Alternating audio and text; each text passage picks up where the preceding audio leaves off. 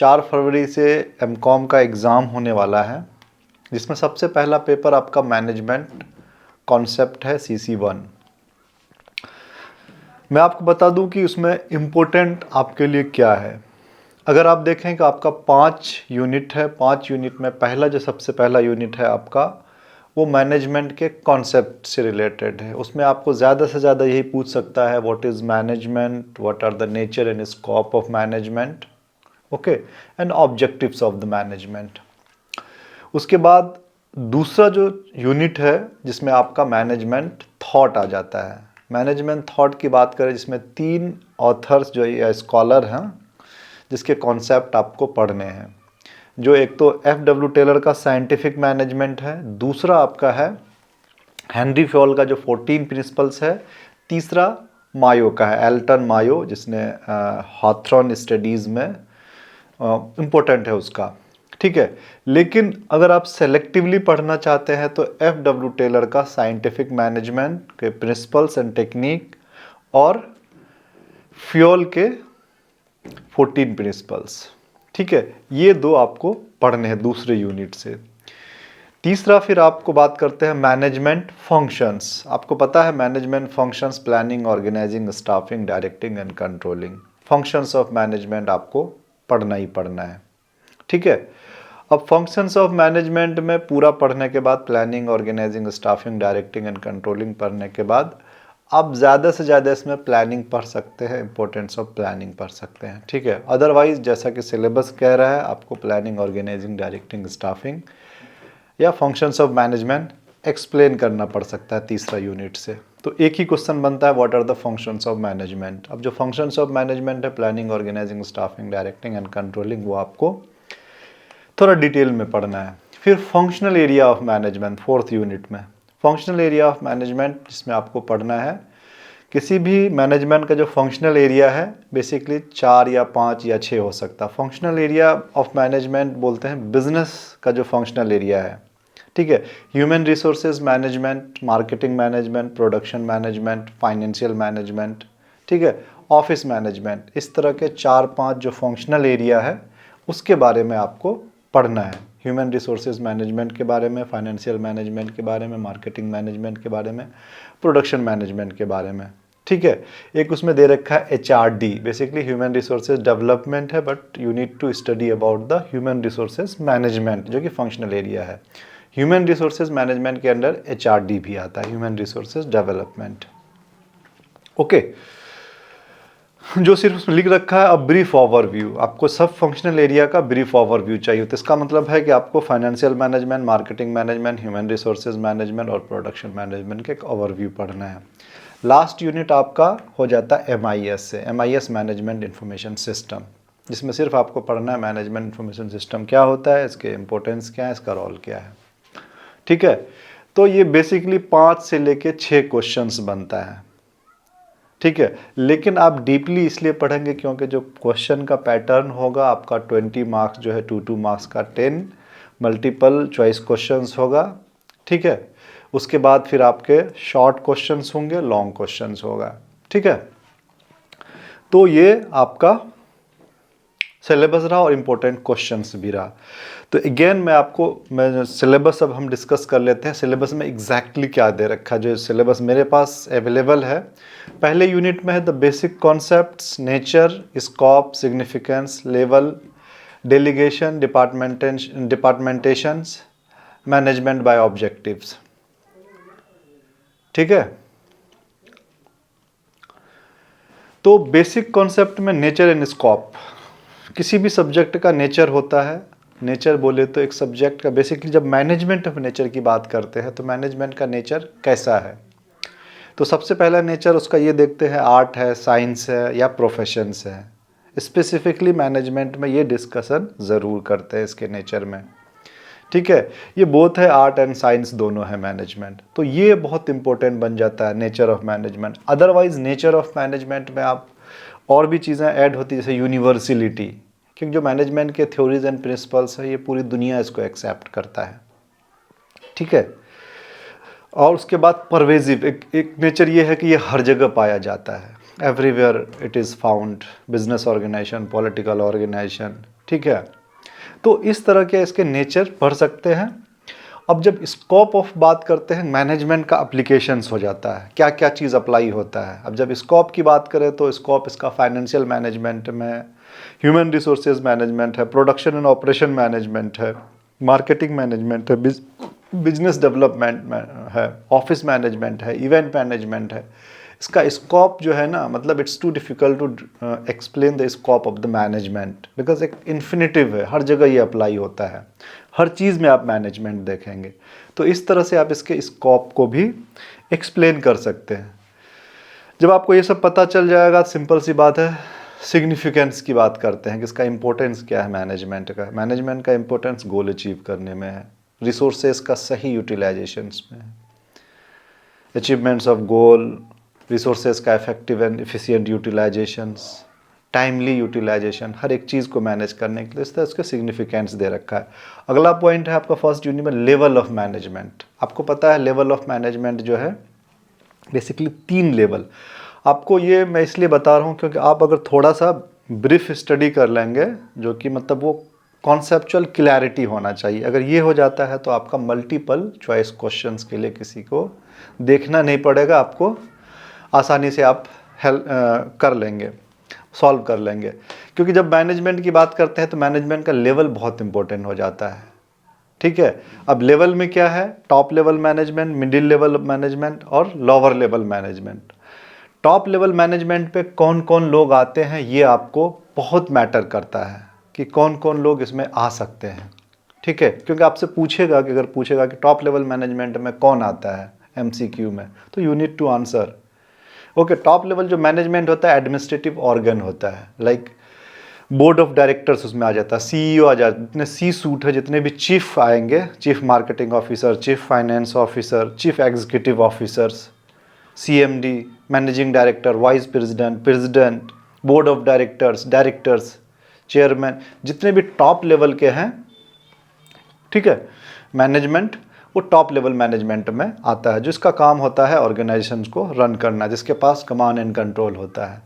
Middle level management में departmental heads होते हैं, marketing manager, finance manager, HR manager, जो भी डिपार्टमेंटल हेड्स होंगे वो इसमें मिडिल में होगा।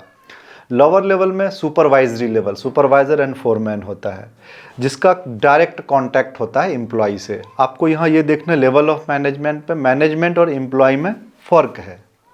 जो मैनेजर का काम होता है मैनेज करना ऑर्गेनाइजेशन में, एम्प्लॉय को मतलब डायरेक्शन देना, तो मैनेजमेंट के नीचे एम्प्लॉय होता है। तो मैनेजमेंट की जब बात करते हैं तो मैनेजमेंट में 3 लेवल है, टॉप लेवल, मिडिल लेवल और लोअर लेवल। और इसमें कौन कौन लोग आते हैं, ठीक है, किसका क्या क्या फंक्शंस है, ठीक है, ये इंपॉर्टेंट है। जैसे टॉप लेवल का जब भी हम प्लानिंग की बात करते हैं, planning is the function of top level management, जबकि ऑपरेशनल लेवल का प्लान मिडिल मैनेजमेंट भी करता है। लेकिन जब भी हम मेन प्लान की बात करते हैं, कॉर्पोरेट मेन प्लान जो बनाता है वो कॉर्पोरेट लेवल, वो टॉप मैनेजमेंट बनाता है। तो मिडिल लेवल मैनेजमेंट का काम है प्लान को इम्प्लीमेंट करना। और जो लोअर लेवल का मैनेजमेंट होता है, फोरमैन, सुपरवाइज़र, टीम लीडर, इसका काम है लोअर लेवल एम्प्लॉय से कांटेक्ट बनाए रखना। जो डायरेक्ट कांटेक्ट में कौन होता है, वो लोअर लेवल का मैनेजर होता है, lower level management, like supervisor and foreman. तो आपसे ये पूछा जा सकता है MCQ में कि जो डायरेक्ट एम्प्लॉय के कांटेक्ट में कौन होता है, top level management, middle level management या लोअर लेवल मैनेजमेंट। तो आपको कहना पड़ेगा कि लोअर लेवल मैनेजमेंट, ठीक है। तो अगला है डिपार्टमेंटेशन लिख रखा है, बट ये फंक्शनल एरिया ऑफ मैनेजमेंट में आ जाता है। ये ऑर्गेनाइजिंग से रिलेटेड है कि अलग अलग हम डिपार्टमेंट मैनेज करने के लिए बिजनेस ऑर्गेनाइजेशन को अलग अलग डिपार्टमेंट में या फंक्शनल एरियाज में बांटते हैं, ठीक है। ऐसे मुझे नहीं लगता ये बहुत ज़्यादा इंपॉर्टेंट है, मेरे हिसाब से डिपार्टमेंटेशन बहुत ज़्यादा इंपॉर्टेंट नहीं है। उसके बाद मैनेजमेंट बाय ऑब्जेक्टिव्स एक नया कॉन्सेप्ट है, बेसिकली ये दे रखा है मैनेजमेंट बाय ऑब्जेक्टिव, MBO बोलते हैं, ठीक है। तो मैनेजमेंट बाय ऑब्जेक्टिव्स एक कॉन्सेप्ट है एम्प्लॉय को मैनेज करने के लिए। मैनेजमेंट बाय ऑब्जेक्टिव या कभी परफॉर्मेंस मैनेजमेंट में भी इसका काम आता है। मैनेजमेंट बाय ऑब्जेक्टिव्स ये होता है कि एम्प्लॉय और मैनेजर ये मिल के टारगेट फिक्स करता है कि काम कैसे करना है। एक यूनिलेटरी नहीं होता है कि मैनेजर कुछ दे दिया एम्प्लॉय को काम, you need to achieve the goal, ठीक है। ऑर्गेनाइजेशन का जो गोल होता है या एम्प्लॉय का ऑब्जेक्टिव्स होता है, मैनेजर और एम्प्लॉय साथ मिल के डिसाइड करते हैं। उसमें एम्प्लॉय का जो है एक्सेप्टेंस होता है या फिर उनकी रजामंदी होती है एक हिसाब से, ठीक है। बिना उसके एम्प्लॉय के, एक नहीं कि मैनेजर कह दिया जो जो चाहे तुम वो करो, ठीक है। तो ये फर्स्ट यूनिट है आपका। इस तरह से आप देख सकते हैं what is important. First unit में आपका यही इंपॉर्टेंट हो सकता है कि nature and scope of management, objectives of the management, okay. ये दो आप पढ़ के ही जाना। दूसरा आपका यूनिट है मैनेजमेंट थॉट। मैनेजमेंट थॉट में हेनरी फ्योल, एफ.डब्ल्यू. टेलर को पढ़ के जाना। हेनरी फ्योल का साइंटिफिक मैनेजमेंट का प्रिंसिपल्स एंड टेक्निक, ठीक है।